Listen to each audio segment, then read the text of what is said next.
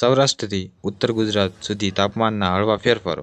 નલિયા ફરીથી સૌથી ઠંડુ સ્થળ બન્યું છે. ગુજરાતમાં છેલ્લા 2 દિવસથી ફરી ઠંડીનું પ્રમાણ વધતું જોવા મળી રહ્યું છે.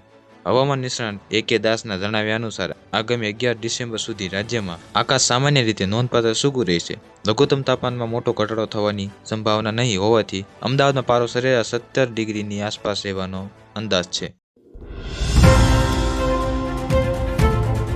જામનગર શહેરમાં શુક્રવારે સાંજે આમ આદમી પાર્ટીનું સંમેલન યોજાયું હતું અને ટાઉન હોલમાં આયોજિત કાર્યક્રમ દરમિયાન આપના ધારાસભ્ય ગોપાલભાઈ ઇટાલિયા સંબોધન કરી રહ્યા હતા.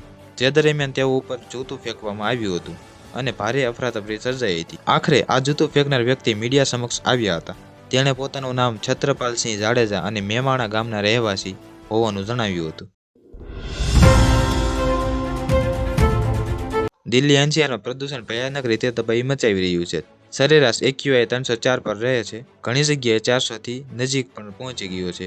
આ દરમિયાન દિલ્હી NCRમાં પણ તીવ્ર ઠંડી પડી રહી છે. હવામાન વિભાગે જણાવ્યું છે કે દિલ્હી NCRમાં ઠંડી વધુ તીવ્ર બનવાની શક્યતા છે. પર્વતોમાં પશ્ચિમી વિક્ષેપને કારણે 8 ડિસેમ્બર સુધી 3 દિવસ માટે જમ્મુ કાશ્મીર, ઉત્તરાખંડ અને હિમાચલ પ્રદેશના ઊંચા વિસ્તારોમાં ભારે વરસાદ અને હિમવર્ષા થવાની ધારણા છે. આમ આદમી પાર્ટીના રાષ્ટ્રીય સંયોજક અને દિલ્હીના પૂર્વ મુખ્યમંત્રી અરવિંદ કેજરીવાલ ગુજરાતના 2 દિવસના પ્રવાસે આવી રહ્યા છે. આવતીકાલે એટલે કે 7 ડિસેમ્બરના રોજ અરવિંદ કેજરીવાલ ગુજરાત પહોંચશે.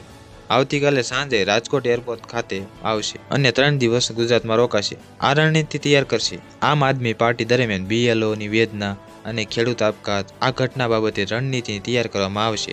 મહત્વનું એ છે કે હળદરમાં જે ખેડૂતો છૂટેલા છે તેમનું સન્માન કરવાનો કાર્યક્રમ પણ યોજાશે. આજ માટે આટલું. જો તમને વિડીયો ગમ્યો હોય તો વિડીયોને લાઇક કરી દેજો, ચેનલને સબસ્ક્રાઇબ કરી બેલ આઇકન ઓન કરી દેજો. મળીએ નવા સમાચારની અપડેટ સાથે. ધન્યવાદ.